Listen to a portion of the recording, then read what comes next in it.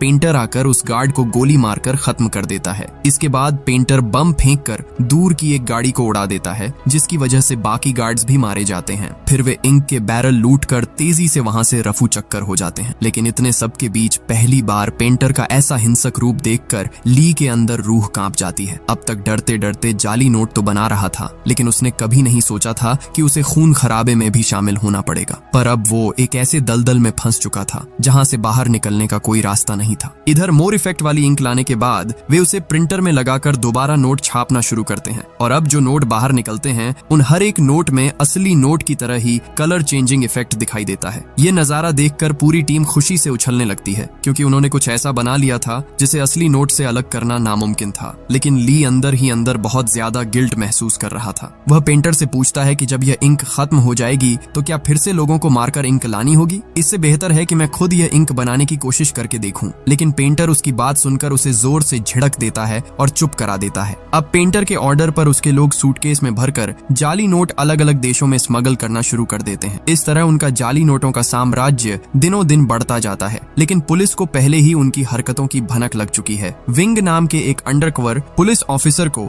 इस केस की इन्वेस्टिगेशन की जिम्मेदारी दी जाती है। यह विंग इंस्पेक्टर हो के साथ मिलकर पेंटर की गैंग की मूवमेंट को फॉलो करना शुरू करता है। फिर एक खरीदार का भेस बदलकर वे सीधे गैंग के मेंबर्स से मिलने जाते हैं। यहाँ पेंटर के लोग समंदर के बीच एक नाव पर पार्टी कर रहे थे। हालांकि पेंटर और ली वहाँ मौजूद नहीं थे। विंग वहाँ से सब कुछ ऑब्जर्व करता है और फिर निकल जाता है। लेकिन पेंटर का असली खेल तो अभी शुरू ही नहीं हुआ था। पेंटर जनरल नाम के अपने एक पुराने क्लाइंट के साथ मीटिंग फिक्स करता है। अगले दिन वह ली को साथ लेकर जनरल के घर की तरफ रवाना होता है। रास्ते में ली पेंटर को एक इम्पोर्टेंट बात बताता है। वह कहता है कि उसे एक खास किस्म के कारपेंटर के बारे में पता है जिससे मोर इफेक्ट पैदा किया जा सकता है। इसका मतलब है कि इस इंक से डॉलर बिल पर दो अलग अलग एंगल से दो रंगों का इफेक्ट लाया जा सकेगा और इसके लिए किसी को मारना नहीं पड़ेगा। पेंटर उसका यह आइडिया सुनकर काफी खुश होता है और वादा करता है कि वह ली के नाम पर एक रिजॉर्ट खरीद कर देगा, जहां वह युवान के साथ अपनी बाकी जिंदगी आराम से गुजार सकेगा। लेकिन तभी पेंटर अचानक ली के हाथ में एक बम का रिमोट थमा देता है और कहता है कि मेरे इशारे पर ही तुम्हें यह बटन दबाना होगा। इधर जनरल के घर पहुंचने के बाद मीटिंग नॉर्मल तरीके से शुरू होती है। जनरल पेंटर को अच्छे दाम पर नकली नोट खरीदने का ऑफर देता है और कहता है 6 महीने के लिए अपनी पूरी गैंग के साथ मेरे यहाँ शिफ्ट हो जाओ और मेरे लोगों को भी अपने जैसा परफेक्ट नकली नोट बनाना सिखा दो।